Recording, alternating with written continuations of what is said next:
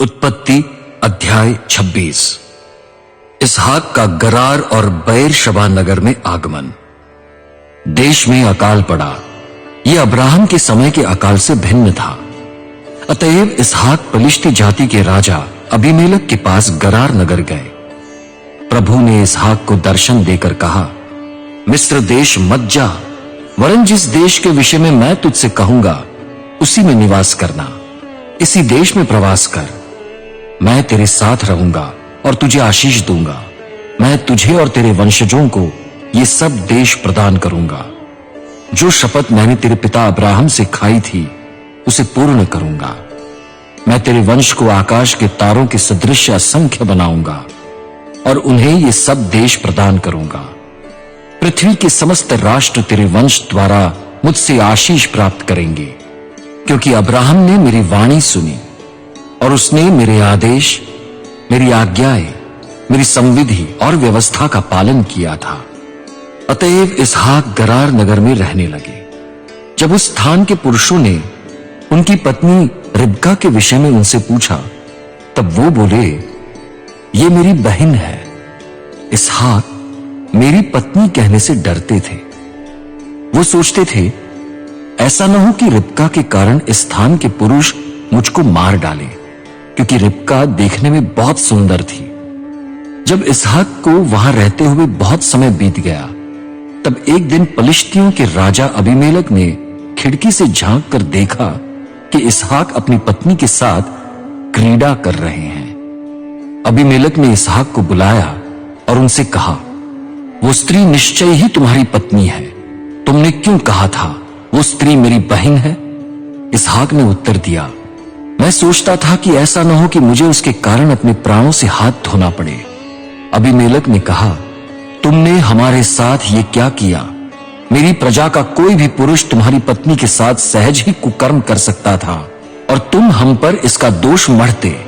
Abimelech ने अपनी प्रजा को आदेश दिया, जो कोई इस मनुष्य और उसकी पत्नी को अनिष्ट करने के उद्देश्य से स्पर्श करेगा उसे मृत्यु दंड मिलेगा। इसहाक ने उस देश की भूमि पर अनाज बोया और उसी वर्ष 100 गुना उपज प्राप्त की। प्रभु ने उनको आशीष दी। वो धनी हो गए। वो अधिकाधिक उन्नति करते गए। वो बहुत धनवान बन गए। उनके पास भेड़, बकरी, गाय, बैल और अनेक सेवक सेविकाएं थी। अतः पलिश्ती लोग उनसे ईर्ष्या करने लगे। जिन कुओं को इसहाक के पिता अब्राहम के सेवकों ने उनके जीवन काल में खोदा था, उन्हें पलिश्ती जाति के लोगों ने मिट्टी से भरकर बंद कर दिया।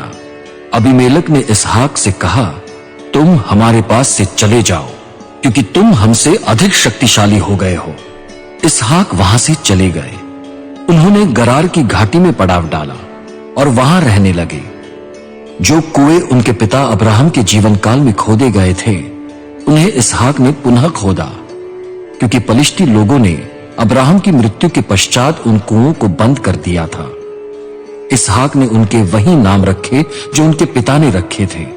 जब इसहाक के सेवकों ने घाटी में खुदाई की और उन्हें वहां बहते जल का एक झरना मिला, तब गरार के चरवाहे इसहाक के चरवाहों से झगड़ने लगे।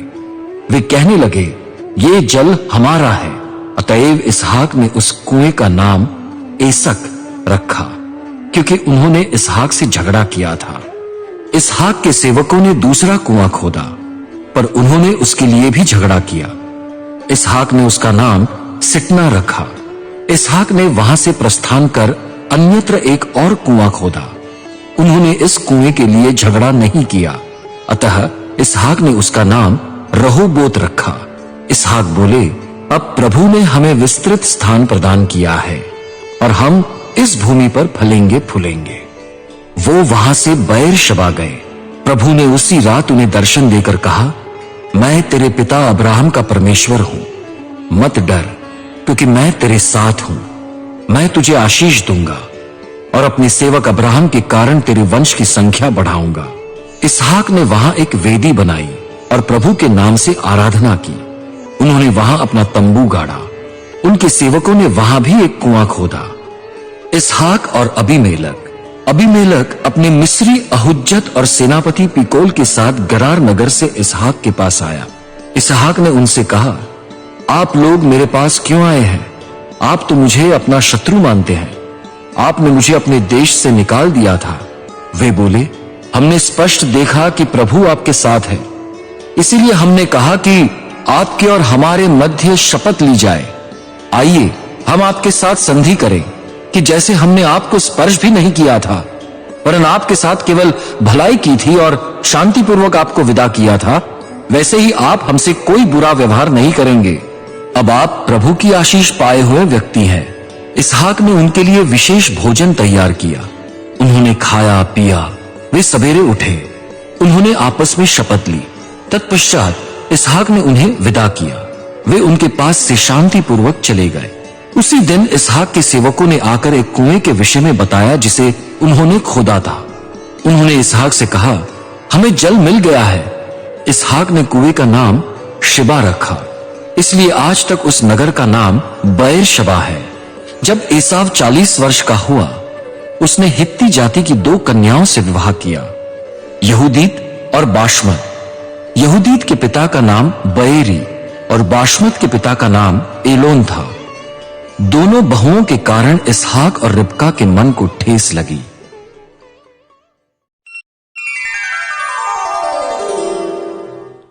उत्पत्ति अध्याय 27।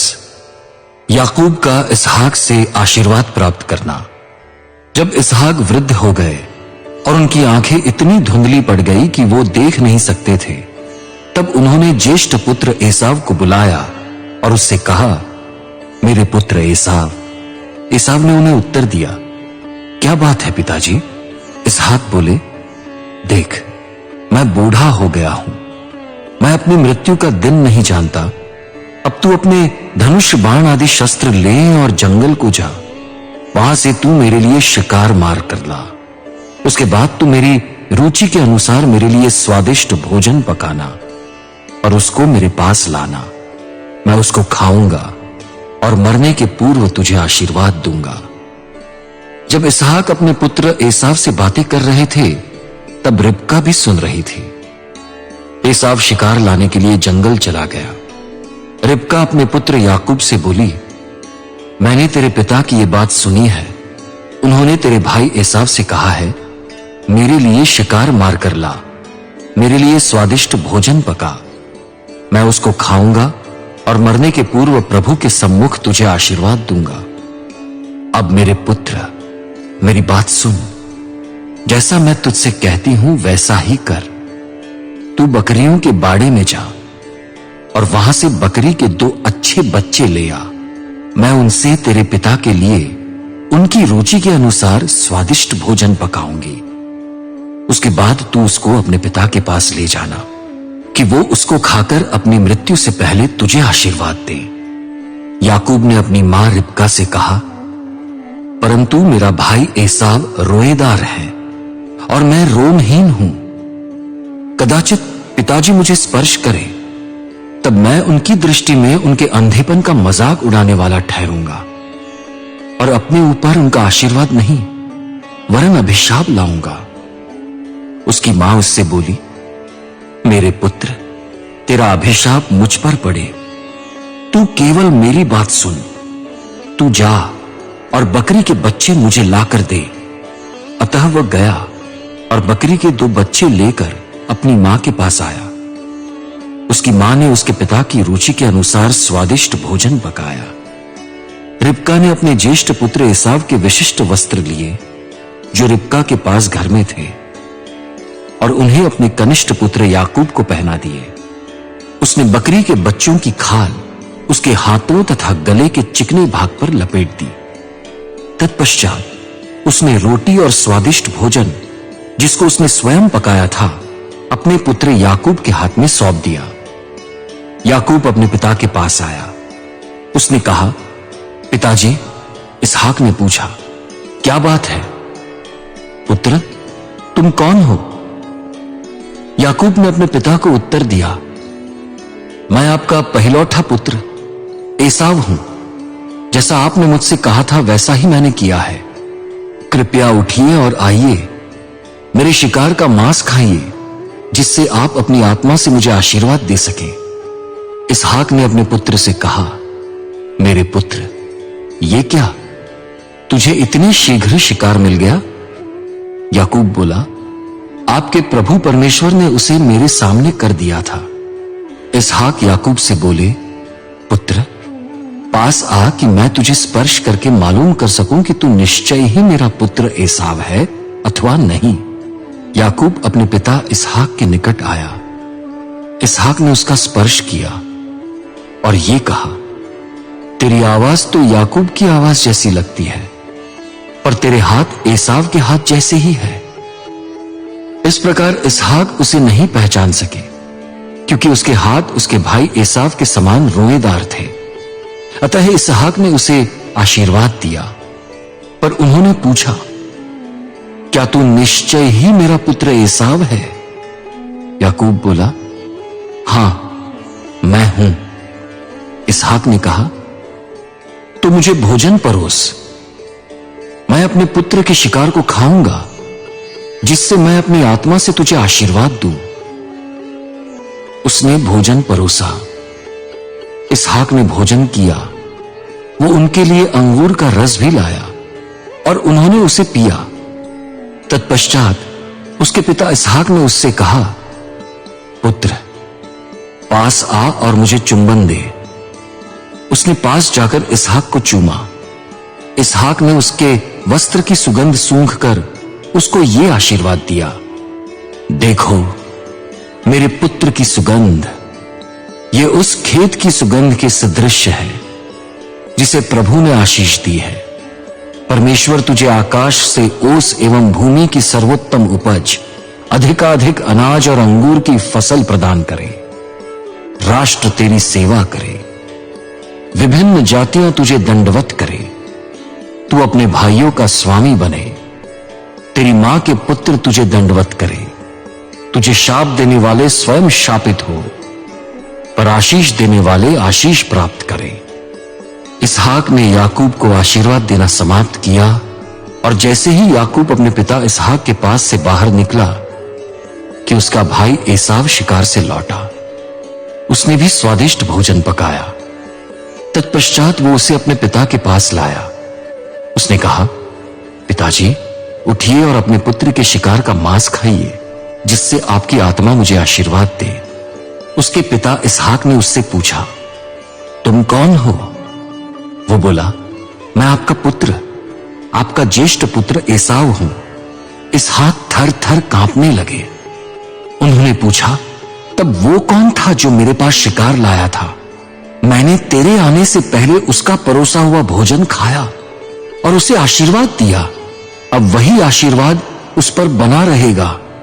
जब एसाव ने अपने पिता इसहाक की ये बातें सुनी, तब उसने अत्यंत ऊंची और दुखपूर्ण आवाज में अपने पिता से कहा, पिताजी, मुझे भी आशीर्वाद दीजिए। वो बोले, तेरा भाई धूर्तता से आया और तेरा आशीर्वाद लेकर चला गया। एसाव ने कहा, उसका नाम याकूब ठीक ही रखा गया था। उसने 2 बार मुझे अडंगा मारा। पहले तो मेरा ज्येष्ठ पुत्र होने का अधिकार ले लिया और अब मेरा आशीर्वाद भी छीन लिया। एसाव ने पूछा, क्या आपने मेरे लिए कोई आशीर्वाद बचाकर नहीं रखा? इसहाक ने एसाव को उत्तर दिया, मैंने उसे तेरा स्वामी बनाया है। मैंने उसके सब भाइयों को उसके सेवक बनने के लिए प्रदान कर दिया। मैंने अनाज और अंगूर से उसको संपन्न बना दिया। अब मेरे पुत्र, मैं तेरे लिए क्या कर सकता हूं? एसाव अपने पिता से बोला, क्या आपके पास केवल एक ही आशीर्वाद था? पिताजी, मुझे भी आशीर्वाद दीजिए। एसाव फूट फूट कर रोने लगा। तब उसके पिता इसहाक ने उसे उत्तर दिया, उपजाऊ भूमि से दूर, ऊंचे आकाश की ओस से दूर तेरा निवास स्थान होगा। तू तलवार के बल पर जीवित रहेगा। तू अपने भाई की सेवा करेगा, पर जब तू अशांत हो जाएगा तब अपनी गर्दन से उसके गुलामी के जुए को तोड़ फेंकेगा। इसहाक का याकूब को हारान नगर भेजना। उस आशीर्वाद के कारण जिसे उसके पिता ने याकूब को दिया था, एसाव याकूब से घृणा करने लगा। एसाव ने अपने मन में कहा, पिता के मृत्यु शोक दिवस निकट है, उसके बाद मैं अपने भाई की हत्या करूंगा। जब रिबका को उसके ज्येष्ठ पुत्र एसाव की ये बातें बताई गई, तब उसने सेवक भेजकर अपने कनिष्ठ पुत्र याकूब को बुलाया। रिबका ने उससे कहा, देख, तेरा भाई एसाव तुझे मार डालने के लिए अपने हृदय को धैर्य बंधा रहा है। अब मेरे पुत्र, मेरी बात सुन। तू मेरे भाई अपने मामा लाबान के पास हारान नगर भाग जा। कुछ दिन, जब तक तेरे भाई का क्रोध शांत न हो जाए, तू अपने मामा के साथ रहना। जब तेरे भाई का क्रोध शांत हो जाएगा और जो तूने उसके साथ किया है उसे वो भूल जाएगा, तब मैं सेवक भेजकर तुझे वहां से बुला लूंगी। मैं एक ही दिन तुम दोनों पुत्रों को क्यों खो दूं? रिबका ने इसहाक से कहा, मैं हित्ती जाति की बहुओं के कारण जीवन से ऊब गई हूं। यदि याकूब भी इन बहुओं के समान इस देश की किसी हित्ती जाति की कन्या से विवाह कर लेगा, तो मुझे अपने जीवन से क्या लाभ? मैं मर जाऊंगी।